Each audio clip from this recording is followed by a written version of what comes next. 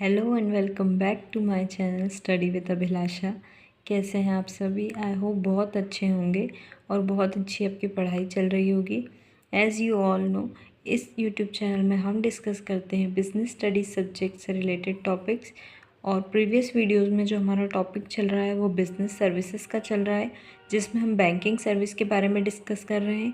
एक और टॉपिक जो हमारा इम्पोर्टेंट रह गया था बैंकिंग से रिलेटेड, ई बैंकिंग या इलेक्ट्रॉनिक बैंकिंग, जिसे आज के इस वीडियो में हम कवर करेंगे। So without any delay let's start our today's video. First of all, we will talk about the meaning of e-banking. What is e-banking? E-banking or electronic banking refers to the use of electronic channels, primarily the internet, for banking transactions and services. E banking क्या होता है? Electronic banking, जैसे कि इसके नाम से ही समझ में आ रहा है कि ये इलेक्ट्रॉनिक चैनल्स या इंटरनेट के यूज़ के थ्रू जो बैंकिंग ट्रांजैक्शंस किए जाएंगे। अब जो बैंकिंग की सर्विसेज है वो बैंक ब्रांचेस तक ना जाते हुए, फिज़िकली मतलब वहाँ तक ना पहुँचते हुए, इंटरनेट के थ्रू, इलेक्ट्रॉनिक चैनल्स के थ्रू जब हम बैंकिंग सर्विसेज का यूज़ करते हैं उसे ही हम ई बैंकिंग या इलेक्ट्रॉनिक बैंकिंग कहते हैं। E banking allows customers to conduct a wide range of financial transactions such as transferring funds, paying bills, checking account balances, and managing deposits without the need for a physical visit to a bank branch.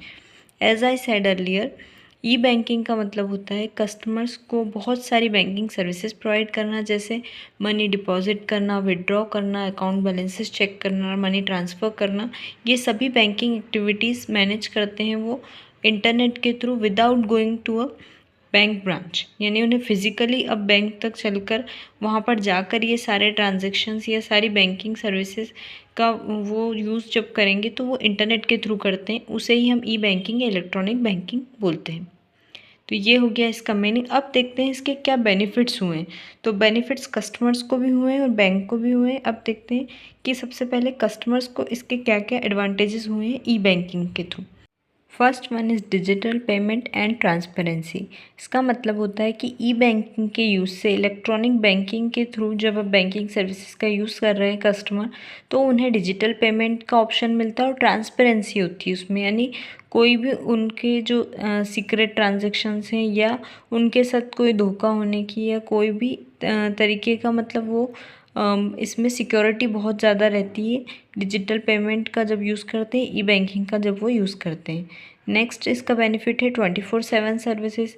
सही बात है, ई banking का use आप 24 hours 7 days a week कभी भी कर सकते हैं। इसमें कोई ऐसा टाइम का बाउंडेशन नहीं होता है, जबकि बैंक के साथ क्या होता था कि जब आपको बैंक में जाकर कोई ट्रांजैक्शन करना होता था उसकी टाइमिंग होती थी, बैंक बंद हो जाते थे। लेकिन अब इसमें आप डे टाइम में, नाइट टाइम में, जब भी आपको कोई ट्रांजैक्शन करना है, अपने अकाउंट का बैलेंस चेक करना है, ये सारी सर्विसेज आप ई बैंकिंग के थ्रू कर सकते हैं। तो ये 24/7 सर्विस प्रोवाइड करता है। फिर कन्वीनियंस बहुत ज़्यादा हो गया है लोगों को इसके बाद, क्योंकि चल के अब बैंक तक जाने की ज़रूरत नहीं है। उसके लिए आपके मोबाइल बैंकिंग ऐप के थ्रू आप सारे ये ट्रांजैक्शन कर सकते हो, बैलेंस का पता कर सकते हो, वरना पहले इसके लिए भी लोगों को बैंक तक जाना पड़ता था। फिर फाइनेंशियल डिसिप्लिन आ गया है। फाइनेंशियल डिसिप्लिन से यहाँ पर मतलब है कि अकाउंट के जो रिकॉर्ड होते हैं सारे वो मेंटेन रहते हैं, क्योंकि लोगों को जो बैंक का ई बैंकिंग का जब वो यूज़ करते हैं तो उसमें इंटरनेट में सारे वो रिकॉर्ड्स रहते हैं कि आपने क्या ट्रांजैक्शन किया, किसको दिए, किससे आपका पैसा ट्रांसफ़र हो रहा है, कहाँ डिपॉजिट हो रहा है, ये सभी जो चीज़ें होंगी रिकॉर्ड मेंटेन होंगे, तो एक फाइनेंशियल डिसिप्लिन क्रिएट होता है। फिर अनलिमिटेड एक्सेस है। पहले जो बैंक की ब्रांच तक जाके जो व्यक्ति को जो काम करना पड़ता था, अब उसके पास मतलब ऐसे जगह की या इन चीज़ों की बाउंडेशन नहीं, वो घर बैठे ही अपने सारे ट्रांजैक्शंस ई बैंकिंग के थ्रू कर सकता है। फिर इसमें रिस्क कम हो गई है, क्योंकि पहले लोगों को कैश लेके चलना पड़ता था। आजकल जो ये पेटीएम होते हैं या वॉलेट होते हैं, ई वॉलेट, इनके बाद लोगों को कैश लेके चलना नहीं पड़ता है, रिस्क बहुत ज़्यादा कम हो गई। तो ये सारे बेनिफिट्स कस्टमर को हुए हैं ई बैंकिंग से। अब देखते हैं बैंक्स को क्या एडवांटेज हुए हैं। सबसे पहला है अनलिमिटेड नेटवर्क। देखिए, बैंक को भी अब एक की एडवांटेज हुआ है कि ई बैंकिंग के साथ वो भी अपने जो क्षेत्र का विस्तार बहुत ज़्यादा कर सकते हैं। पहले एक बैंक की जो ब्रांचेस होंगी वो कुछ जगह पे ओपन होती है, लेकिन आजकल वो भी ऑनलाइन सारी सर्विसेज अपने कस्टमर को प्रोवाइड करते हैं, अपनी जो ऑफिशियल वेबसाइट होती है, ऐप्स होती है, उनके थ्रू। तो इससे उनका जो नेटवर्क है वो बहुत ज़्यादा बड़ा हो गया है। फिर आता है कॉम्पिटिटिव एडवांटेज हो गया, एक तरीके से हेल्दी कंपटीशन क्रिएट किया है ई बैंकिंग ने बैंक्स के लिए, तो उनकी जो कार्यप्रणाली है उसमें भी बहुत अच्छा सुधार हुआ है, बहुत इफ़िशिएंट वर्किंग अब बैंक की हो गई है। फिर रिड्यूस लोड ऑन ब्रांचेज, जैसा कि मैंने अभी बताया था कि पहले बहुत सारी ब्रांचेस वो नहीं ओपन कर सकते थे, या फिर जो लिमिटेड ब्रांचेस होती थी कई जगह पे उन्हीं पे सब लोग आते थे सारे काम के लिए, और ब्रांच पे बहुत ज़्यादा मतलब बैंक की लोड पड़ता था। तो अब ये लोड ई बैंकिंग के बाद बहुत कम हो गया है, क्योंकि बहुत से जो वर्क होते हैं वो इलेक्ट्रॉनिकली आजकल हो जाते हैं, जिससे कि ब्रांच पे जाके लोगों को भी ज़्यादा अपना टाइम वेस्ट नहीं करना पड़ता है, और बैंक के ऊपर भी ये लोड बहुत ज़्यादा कम हो गया है। तो ये थे बेनिफिट्स ई बैंकिंग के कस्टमर्स को और बैंक को। तो ये हमने देखा ई बैंकिंग का मीनिंग और बेनिफिट्स जो कस्टमर और बैंक्स को हुए ई बैंकिंग के थ्रू। अब देखते हैं इसके कंपोनेंट्स। आई होप आप लोग को अच्छे से समझ में आ गया होगा इसका मीनिंग और बेनिफिट्स। अब चलते हैं इसके कंपोनेंट्स या मेथड्स के बारे में समझते हैं। कंपोनेंट्स ऑफ ई बैंकिंग या मेथड्स, जो ई बैंकिंग के अंदर क्या क्या चीज़ें मतलब शामिल होती हैं, क्या क्या फैसिलिटीज़ ऑफर की जाती हैं ई बैंकिंग के अंदर, क्या क्या मेथड्स हैं जिनके थ्रू हम इलेक्ट्रॉनिक बैंकिंग का यूज़ कर सकते हैं। तो फर्स्ट वन है डेबिट कार्ड। अब सभी ने इसके बारे में सुना होगा, डेबिट कार्ड, क्रेडिट कार्ड, ये सभी फैसिलिटीज़ जो ई बैंकिंग के बाद आई हैं और जिनका हम लोग यूज़ करते हैं अपने डे टू डे लाइफ में। इसके बारे में और अच्छे से पढ़ते हैं। It is a facility offered to account holders to make payment up to the amount of credit balance in their account. A debit card is a payment card that is linked directly to your bank account. It allows you to make purchases at stores, online, or withdraw cash from ATMs. When you use debit card, the amount of money for the transaction is immediately deducted from your bank account balance. देखिए debit card क्या होता है, एक payment card होता है, एक ऐसी facility है जो कि सभी अकाउंट होल्डर्स को पेमेंट के लिए दी जाती है। कौन से पेमेंट के लिए? जो उनके अकाउंट में ऑलरेडी बैलेंस है उसका इस डेबिट कार्ड की हेल्प से वो उस अकाउंट में से पेमेंट कर सकते हैं। कहीं भी कोई वो परचेस कर रहे हैं, कोई शॉप पे, स्टोर्स पे जहाँ ये डेबिट कार्ड एक्सेप्ट किए जाते हैं, उनसे वो परचेस कर सकते हैं। और डायरेक्टली जब वो डेबिट कार्ड के थ्रू कोई पेमेंट करेंगे तो उनके अकाउंट में जो बैलेंस है उसमें से अमाउंट डिडक्ट कर दी जाती है। अब देखते हैं क्रेडिट कार्ड के बारे में। A credit card is a payment card that allows you to borrow money up to a pre approved credit limit to make purchases, pay bills और withdraw cash. It is a plastic card with the signature identity of the owner. It also includes the name of issuing bank and validity period of the card. A credit card gives you a line of credit that you must repay later, usually on a monthly billing cycle. If you pay off the full balance by the due date, you typically don't incur any interest charges. However, if you carry a balance, interest is charged on the outstanding amount. देखिए, पहले हमने पढ़ा था debit card के बारे में। Debit card एक ऐसा कार्ड होता है जिसकी हेल्प से हम ऑनलाइन शॉपिंग कर सकते हैं, स्टोर्स पे पेमेंट कर सकते हैं। जो हमारे अकाउंट में बैलेंस है, यानी कैश में पेमेंट ना करते हैं, उस कार्ड का यूज़ करके हम पेमेंट करते हैं, जिससे अमाउंट डायरेक्टली हमारे अकाउंट बैलेंस में से डिडक्ट हो जाता है। जबकि क्रेडिट कार्ड एक ऐसा कार्ड फैसिलिटी ऑफ़र की गई है उन लोगों को जिनकी क्रेडिट वर्थिनेस अच्छी होती है। क्रेडिट कार्ड बैंक के द्वारा दिया जाता है, जिससे वो कोई भी शॉपिंग कर सकते हैं, इसके थ्रू कैश विड्रॉ कर सकते हैं, बिल्स का पेमेंट कर सकते हैं। उनके अकाउंट में मतलब जितना बैलेंस नहीं होता उससे ज़्यादा का भी, या क्रेडिट में एक तरीके का ये ओवरड्राफ्ट टाइप फैसिलिटी ही हो गई है, जिसमें आप बैंक से मतलब उधार ले सकते हैं। क्रेडिट में आप शॉपिंग कर सकते हैं, परचेस कर सकते हैं, बिल्स पे कर सकते हैं, या कैश भी विड्रॉ कर सकते हैं। एक क्रेडिट कार्ड एक प्लास्टिक कार्ड होता है जिसमें सिग्नेचर होते हैं ऑनर के, और वैलिडिटी भी होती है इसकी कि इतने पीरियड तक ये वैलिड रहेगा। और इसमें आपको मतलब एक क्रेडिट लिमिट पहले से अप्रूव कर दी जाती है जब आपका क्रेडिट कार्ड बनता है, तो कि इतने तक आप इसके थ्रू पेमेंट या शॉपिंग कर सकते हैं, तो उस तक आप क्रेडिट में इससे काम कर सकते हैं अपना। लेकिन इसका पेमेंट भी आपको करना पड़ता है। एक मंथली बिलिंग साइकिल होती है इसकी, यूजुअली 1 मंथ का ही टाइम होता है, जिसमें आपको वापस वो जो अमाउंट जिसमें आपने क्रेडिट में परचेस किया वो रीपे करनी होती है बैंक को। और अगर आप उस टाइम में नहीं कर पाते तो फिर इसमें इंटरेस्ट देना पड़ता है। आई होप आप लोगों को समझ में आ गया होगा अब डेबिट कार्ड और क्रेडिट कार्ड के बारे में। अब चलते हैं नेक्स्ट कंपोनेंट। अब हमारा अगला कंपोनेंट है ई बैंकिंग या इलेक्ट्रॉनिक बैंकिंग का, वो है नेशनल इलेक्ट्रॉनिक फंड्स ट्रांसफ़र। ये भी एक इलेक्ट्रॉनिक पेमेंट का सिस्टम होता है। इसके बारे में पढ़ते हैं। What is NEFT? It is an electronic payment system that allows individuals, firms, and corporates to transfer funds from one bank to another across India on a one-to-one basis. It operates on a deferred settlement basis, which means transactions are settled in batches, that is, transfers occur in hourly batches. It is operated by the RBI and available for all account holders of NEFT-enabled banks. NEFT system is primarily used for transferring smaller amounts. It is safe, secure, and helps to facilitate efficient fund transfers without required physical movement of checks and drafts. Let's understand this.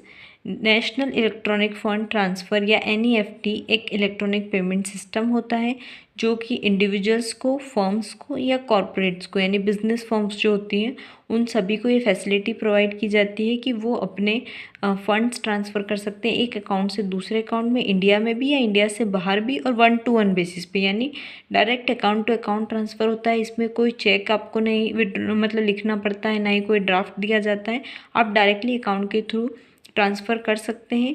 ये facility देता है NEFT, और ये एक डिफ़र्ड settlement basis पे payment करता है। इसका मतलब जो ट्रांजेक्शन्स होते हैं वो बैचेस में किए जाते हैं। मान लो आपको कोई अमाउंट ट्रांसफ़र करानी है 1 लाख की, तो वो विदाउट कोई चेक के या ड्राफ्ट के हो जाएगा, लेकिन कुछ आवरली बैचेस में, यानी थोड़ा एक घंटे में इतने पैसे आप दे सकते हो, जमा कर सकते हो, फिर थोड़ी देर बाद, इस तरह से ये बैचेस में काम करता है। इसमें फ़ंड आप एक डिफ़र्ड सेटलमेंट बेसिस पे, यानी कि एक बैच में आप ट्रांसफ़र कर सकते हो, एक साथ आप सारा पैसा नहीं ट्रांसफ़र कर सकते।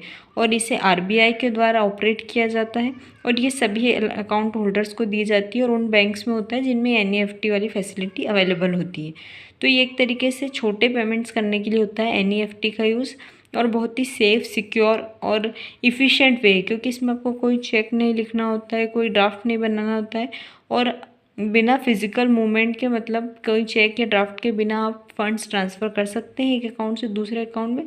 पर ये एक नेट बेसिस पे होता है, डिफ़र्ड सेटलमेंट बेसिस बोल सकते हैं जिसमें मतलब बैचेस में आप फंड्स ट्रांसफ़र कर सकते हैं, और यूजुअली स्मॉलर अमाउंट के लिए यूज़ किया जाता है। तो ये होता है हमारा नेशनल इलेक्ट्रॉनिक फंड्स ट्रांसफ़र। अब अगला कंपोनेंट होता है हमारा इलेक्ट्रॉनिक बैंकिंग का रियल टाइम ग्रॉस सेटलमेंट। जैसे अभी हमने इसके पहले पढ़ा था NEFT, national electronic funds transfer के बारे में। अब देखते हैं RTGS या रियल टाइम ग्रॉस सेटलमेंट।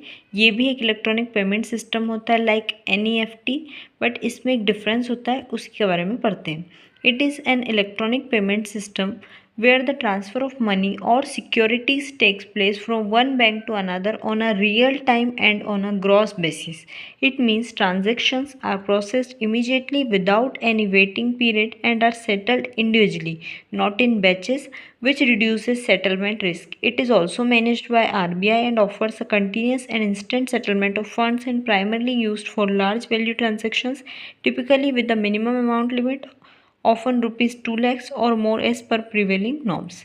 देखिए, RTGS और रियल टाइम ग्रॉस सेटलमेंट क्या होता है। ये भी एक इलेक्ट्रॉनिक पेमेंट का सिस्टम है जिसमें आप फंड्स ट्रांसफ़र कर सकते हैं, मनी या सिक्योरिटीज़, जो गवर्नमेंट सिक्योरिटीज़ होती हैं, बॉन्ड्स होते हैं, उनका भी आप ट्रांसफ़र इसके थ्रू कर सकते हैं एक बैंक से दूसरे बैंक के अकाउंट में। पर ये रियल टाइम और एक ग्रॉस बेसिस पे होता है। इसका मतलब होता है कि जो ट्रांजेक्शन होंगे वो एक साथ ही होंगे, मतलब उसमें कोई ऐसा वेटिंग पीरियड नहीं होगा। जैसे अभी हमने NEFT में पढ़ा था कि ये एक आवरली बैचेस में होता है, जबकि जो RTGS होता है ये एक साथ सारे फंड ट्रांसफ़र करता है ग्रॉस बेसिस पे, और इसमें कोई भी वेटिंग पीरियड नहीं होता, मतलब कि सारे फंड्स एक साथ आप ट्रांसफ़र कर सकते हो। और इसमें जो सेटलमेंट होगा वो भी इंडिविजुअल बैचेस में, किसी बैचेस में नहीं, मतलब एक साथ ही आप एक बार पेमेंट ट्रांसफ़र कर सकते हो, जिससे कोई रिस्क नहीं इन्वॉल्व होता है इसमें, और ये भी RBI के द्वारा मैनेज किया जाता है। तो ये एक तरीके से इंस्टेंट सेटलमेंट है फंड्स का। ये उसके मुकाबले बहुत फास्ट है NEFT के, और उसमें एक आप स्मॉलर अमाउंट को ट्रांसफ़र कर सकते हो, जबकि RTGS में आप थोड़ी लार्ज वैल्यू को ट्रांसफ़र कर सकते हो, और मिनिमम 2 lakhs तक होता है, जैसी भी कंडीशंस होती हैं, टर्म्स होती हैं, उसके अकॉर्डिंग। तो आई होप आप लोगों को समझ में आ रहा होगा NEFT और RTGS में क्या डिफरेंस होता है। वो एक नेट बेसिस पे या डिफ़र्ड सेटलमेंट बेसिस पे काम करता था, हमारा नेशनल इलेक्ट्रॉनिक फ़ंड ट्रांसफ़र, जिसमें मतलब आप बैचेज़ में फ़ंड्स ट्रांसफ़र कर सकते हो और एक स्मॉलर अमाउंट कर सकते हो। जबकि आरटीजीएस ग्रॉस बेसिस पे करता है काम, यानी एक साथ ही सारा फंड ट्रांसफ़र करेगा, एक इंडिविजुअल के रूप में काम करेगा, कोई बैचेस में ये सेटलमेंट नहीं करता। और ये बहुत ही फास्ट और इंस्टेंट वे है फंड्स के सेटलमेंट का, और ये लार्ज वैल्यू के लिए यूज़ किया जाता है और दोनों ही आरबीआई के द्वारा ऑपरेट किए जाते हैं। अब देखते हैं हमारा नेक्स्ट कंपोनेंट इलेक्ट्रॉनिक बैंकिंग का, वो है ऑटोमेटेड टेलर मशीन या एटीएम, जिससे आप सभी बहुत अच्छे से फेमिलियर हैं, जिसका हम सभी ने बहुत नाम सुन रखा है, यूज़ किया है। तो इसके बारे में और अच्छे से पढ़ लेते हैं। It is a banking terminal that allows customers to perform financial transactions like withdrawing money, checking account balances, transferring funds without the need of direct interaction with a bank teller. ATM plays an important role in banking sector by providing easy, convenient and quick access to banking services. देखिए, ATM का full form होता है automated teller machine. ये क्या है? एक banking terminal है, यानी एक फिजिकल डिवाइस है जो कि कस्टमर्स को फैसिलिटी प्रोवाइड करती है कि वो अपने फाइनेंशियल ट्रांजैक्शन जैसे कि पैसे विड्रॉ करना, डिपॉजिट करना, फंड्स ट्रांसफ़र करना, हमारे अकाउंट का बैलेंस चेक करना, ये सभी काम कर सकते हैं बिना बैंक जाए या किसी बैंक टेलर की मदद के बिना। बैंक टेलर कौन होता है? एक ऐसा पर्सन जो कि बैंक में मनी विड्रॉ डिपॉजिट करने का काम करता है। तो अब ये काम ऑटोमेटेड टेलर मशीन करती है हमारी एटीएम। ये एक बहुत ही इंपॉर्टेंट रोल प्ले करती है बैंकिंग सेक्टर में, एज़ वी ऑल नो कि इसके थ्रू हमारा काम कितना कन्वीनियंट हो गया है। हमें मनी विड्रॉ करने के लिए विड्रॉल भरने की ज़रूरत नहीं है, बैंक की लंबी लाइनों में लगने की ज़रूरत नहीं है। हम हमारा एटीएम कार्ड लेते हैं और एटीएम की मशीन की हेल्प से हम पैसे विड्रॉ कर सकते हैं, हमारे अकाउंट का बैलेंस चेक कर सकते हैं और बहुत सारे फाइनेंशियल ट्रांजैक्शन परफॉर्म कर सकते हैं। तो इसने हमारे जो बैंकिंग सेक्टर के काम को भी बहुत ही ईजी, कन्वीनियंट और फास्ट बना दिया है। अब देखते हैं हमारा एक और आखिरी कंपोनेंट जो हमारी इलेक्ट्रॉनिक बैंकिंग या ई बैंकिंग का है, वो होता है ई कैश या digital cash. Let's understand what is e-cash or digital cash. It refers to a form of electronic money that exists purely in digital form used for conducting transactions online. It is a virtual or digital representation of money that can be used for online purchases or to transfer funds electronically. Digital cash eliminates the need for physical money and allows for easier, faster and more secure transactions over the internet. देखिए, ई cash या electronic cash या जिसे हम digital cash बोलते हैं, वो एक तरीके से इलेक्ट्रॉनिक मनी हो गया डिजिटल फॉर्म में, जिसका यूज़ हम ऑनलाइन ट्रांजेक्शन्स के लिए करते हैं। यानी कि हम कॉइन्स का या पेपर करेंसीज का यूज़ किए बिना इलेक्ट्रॉनिक रूप में भी मनी का, वर्चुअल मनी का भी यूज़ कर सकते हैं हमारे ऑनलाइन ट्रांजेक्शन्स को परफॉर्म करने के लिए। ये एक तरीके से वर्चुअल रिप्रेजेंटेशन है, डिजिटल रिप्रेजेंटेशन है मनी का, जिससे हम हमारे ऑनलाइन परचेज़ कर सकते हैं, फंड्स को ट्रांसफ़र कर सकते हैं इलेक्ट्रॉनिकली। इसने मतलब जो सारे ट्रांजेक्शन्स है वो ईजी बना दिए, फास्ट बना दिए हैं, क्योंकि अब फिज़िकल मनी या करेंसी की कोई आवश्यकता नहीं रही है ई कैश या डिजिटल कैश के बाद। अब इसके एग्जांपल्स देख लेते हैं कि इसके अंदर क्या क्या आता है। Examples of digital cash include e wallets like Paytm, Google Pay and Apple Pay, cryptocurrencies like Bitcoin and Ethereum and online banking transfers. इन सभी के नाम आपने अच्छे से सुन रखे होंगे। डिजिटल कैश में क्या क्या आ जाता है? ई वॉलेट में जो हम पैसे रखते हैं, पेटीएम ऐप, जो ये ऐप हो गई हमारी, गूगल पे हो गया, एप्पल पे हो गया, ये सभी जिनके थ्रू हम ई कैश का यूज़ करते हैं। क्रिप्टो करेंसीज़ क्या होती हैं? जैसे बिटकॉइन हो गया, इथेरियम हो गया, ये सभी क्रिप्टो करेंसीज़ हैं। यानी एक तरीके से वर्चुअल रिप्रेजेंटेशन है हमारी करेंसी का। बिटकॉइन भी, ये सभी यूज़ किए जाते हैं डिजिटल कैश के रूप में। और ऑनलाइन बैंकिंग ट्रांसफ़र जो हम करते हैं मोबाइल बैंकिंग ऐप्स के थ्रू, इंटरनेट बैंकिंग, तो ये सभी हमारे डिजिटल कैश के अंदर आते हैं। आई होप आज का ये टॉपिक आप लोगों को बहुत अच्छे से समझ में आ गया होगा। So let's make a quick revision of all we have studied today. So first of all we have studied about e-banking today. It means electronic banking, जिसका हमने मीनिंग देखा, बेनिफिट्स देखे कस्टमर्स को और बैंक्स को क्या क्या हुए हैं ई बैंकिंग के। उसके बाद आज हमने देखा कंपोनेंट्स ऑफ ई बैंकिंग, यानी कौन कौन से मेथड्स या कंपोनेंट्स होते हैं ई बैंकिंग के अंदर, क्या क्या आता है। तो पहले हमने देखा डेबिट कार्ड के बारे में कि ये एक ऐसी फैसिलिटी होती है जिसमें कस्टमर जो अकाउंट होल्डर्स होते हैं वो किसी भी स्टोर पे ऑनलाइन परचेस कर सकते हैं, पेमेंट कर सकते हैं अपने डेबिट कार्ड के थ्रू। अपने जो अकाउंट में जो बैलेंस अवेलेबल है उससे वो अमाउंट डिडक्ट हो जाती है और वो परचेस कर सकते हैं। उन्हें हम डेबिट कार्ड कहते हैं। फिर हमने क्रेडिट कार्ड के बारे में देखा, जो कि एक ऐसा कार्ड होता है जो कि क्रेडिट वर्थिनेस के अनुसार लोगों को दिया जाता है। अकाउंट होल्डर्स को ये फैसिलिटी दी जाती है कि वो एक जो प्री डिसाइडेड क्रेडिट लिमिट होती है उस तक वो परचेस कर सकते हैं, ऑनलाइन शॉपिंग कर सकते हैं, पेमेंट कर सकते हैं, कैश भी विड्रॉ कर सकते हैं, जिसका उन्हें एक मंथ के अंदर या जैसे भी पीरियड टाइम होता है उसका, उसमें उनको पेमेंट करना होता है। और अगर वो उस टाइम में नहीं कर पाते तो फिर उसके ऊपर उन्हें इंटरेस्ट देना पड़ता है। ये हो गया हमारा क्रेडिट कार्ड। फिर हमने देखे थे इलेक्ट्रॉनिक पेमेंट के सिस्टम NEFT एंड RTGS। दोनों के बारे में अच्छे से पढ़ा हमने कि NEFT या नेशनल इलेक्ट्रॉनिक फ़ंड ट्रांसफ़र होता है, जिसमें हम बैचेस में फ़ंड्स ट्रांसफ़र कर सकते हैं एक अकाउंट से दूसरे अकाउंट में। ये RBI के द्वारा अप्रूव होता है। स्मॉल अमाउंट हम ट्रांसफ़र कर सकते हैं, पर बैचेस में या डिफ़र्ड सेटलमेंट बेसिस में इसमें फ़ंड ट्रांसफ़र होता है। फिर हमने देखा था RTGS, जो कि रियल टाइम बेसिस पे या ग्रॉस सेटलमेंट के रूप में फ़ंड्स को ट्रांसफ़र करता है one account to another. It means इसमें कोई बैचेस में नहीं फंड्स ट्रांसफ़र होते, इसमें एक ही बार में या इमीडिएट ट्रांजेक्शन्स होते हैं। इसको ही हम RTGS के अंदर लेते हैं और ये भी RBI के द्वारा ही मैनेज किया जाता है, पर ये लार्ज अमाउंट के फंड्स ट्रांसफ़र करने के लिए होता है। फिर हमने पढ़ा ऑटोमेटेड टेलर मशीन या ATM, जिसकी हेल्प से एक ऐसी मशीन होती है जिसकी हेल्प से हम मनी विड्रॉ कर सकते हैं, अकाउंट बैलेंसेस चेक कर सकते हैं, फंड्स ट्रांसफ़र कर सकते हैं, जिसने हमारे काम को बहुत ही क्विक, ईजी और कन्वीनियंट बना दिया है।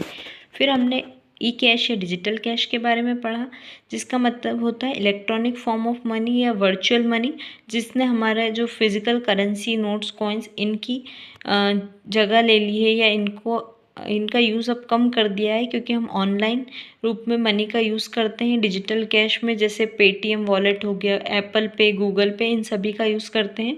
बहुत सारी फ़ोन बैंकिंग ऐप होती है, उनका यूज़ करके हम पेमेंट या online purchase, payment of bills etcetera, ये सभी फाइनेंशियल जो हमारे बैंकिंग ट्रांजेक्शन है वो सभी करते हैं। तो आज का ये वीडियो था हमारा बैंकिंग से रिलेटेड। आई होप आप लोग को बहुत अच्छे से समझ में आया होगा, एंड आप लोग स्क्रीनशॉट भी ले सकते हैं नोट्स का। और please like, share and subscribe. मिलते हैं हमारी अगली वीडियो में। जो बिज़नेस सर्विस के आगे के टॉपिक रह गए हैं उन टॉपिक्स को हम डिस्कस करेंगे। So that's it for today's video. Thank you all.